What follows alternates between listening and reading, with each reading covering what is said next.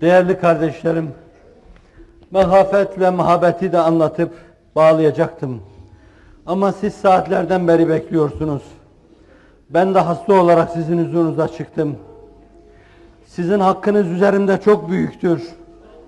Siz o kadar mesafe kat edip buraya gelince insicam içinde faydalanacağınız güzel şeyler anlatmam lazım.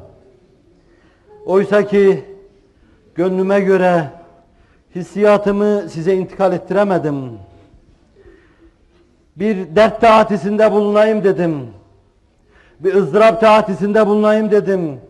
Bir hasretlerimi içimden atayım. Bir şu dikenleri çıkarıp içimden atayım. Bir cehennem alevlerini çıkarıp içimden atayım. Siz de aynı şeyi yapın. Böyle bir taatide bulunayım. Beraber bulunalım ve ferahlayalım demiştim. Onu çok iyi diyemediğim gibi demeyi planladığım şeyleri de diyemedim. Ama sizden bir istirhamda bulunacağım. Buradaki ahu efkanınız ve hicranlarınız Allah indinde inşallah hora geçmiştir. Makbuldür. Ama daha hora geçecek şu husus var. Allah rızası için bu gece evlerinize döndüğünüz zaman gecenin bir nısfı, bir sülüsü geçtikten sonra Rabbimin rızası için kalkınız. Bir güzel abdest alınız. Seccadenize kemerbeste ubudiyet içinde durunuz. Kılabildiğiniz kadar namaz kılınız. Hacet namazı için bir rivayette 12 rekat var. Dua mecmuasında ve dua ile alakalı Sünen kitaplarında gösteriyor bunu. Mecmuatül Ed'iyye var. 70. sayfasında onda da var. Bilenlerden alırsınız. Bir diğer rivayette de 2 rekat namaz kılınıyor. 2 rekat namazdan sonra Allahu Teala'ya hamdü sena ediliyor. Efendimiz'e salatü selam okunuyor. Ümmeti Muhammed'e mağfiret dileniyor ve ondan sonra oradaki dualar okunuyor. Sonra da el kaldırılıyor. Ahu efkanla ve hicranla muradınız neyse onun için dua ediliyor. Dünyada benim hiçbir muradım olmadı. 50'yi aşarken hiçbir muradım olmadı. Bu mevzuda herhangi bir muradı takiben herhangi bir yolda tutup gitmedim. Bana dediler ki dostlarım bile, biz buralarda sokakla mücadele verirken sen yumuşak döşeklerde yat. Ben elimi de Kur'an'ın üzerine koyarak söyleyebilirim çok rahatlıkla. Hayatımda bazen mecbur kalıp döşekte yatmışımdır ve zannediyorum 2 elimin parmağını geçmemiştir bu.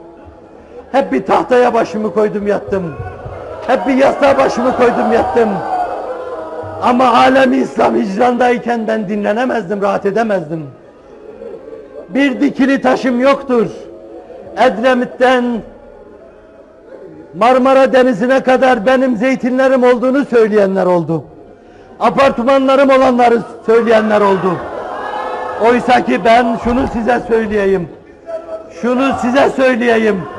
Arkadaşlarımdan birisi şu 12 Eylül'den sonra yapayalnız kaldığım dönemde, sıkıştığım bir dönemde utandım, bir şey almaya, yiyecek bir şeyim yoktu.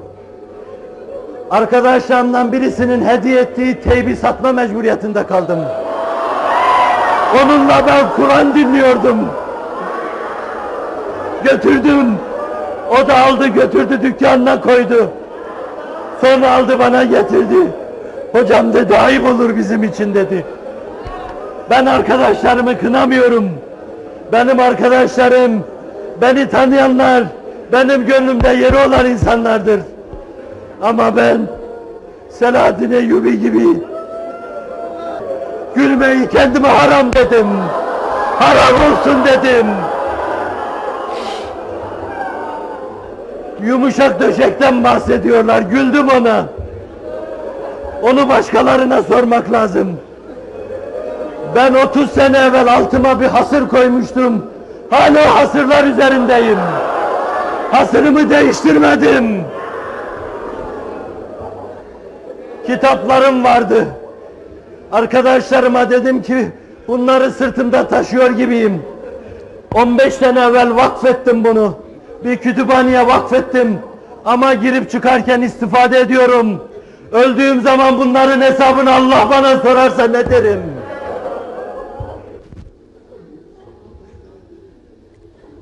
Bir şomazlık daha yaptım.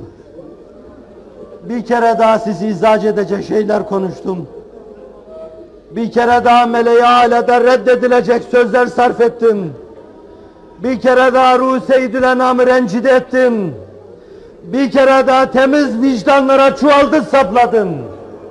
Allah beni affetsin. Boşluğum demek.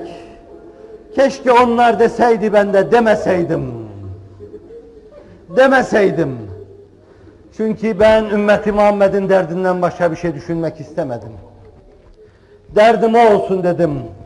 Allahümme cealni halimen selimen evvahen muniba dualarım içinde terk etmediğim dualardan inleyen insan olayım.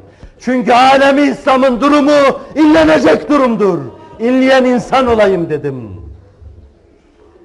Ve bir gece, 2 gece, 3 gece sizin inlemenizi istirham ediyorum. Ben kimim ki dua edeyim de kabule karin olsun. Bazen şöyle yaklaştım arkadaşlarıma. Ders çok büyük dedim. Ben çok mücrim, dua ediyorum. Benim duam yetmiyor. Ne olur Allah aşkına bana duada yardımcı olun. Allah aşkına bana yardımcı olun. Allah aşkına duada bana yardımcı olun.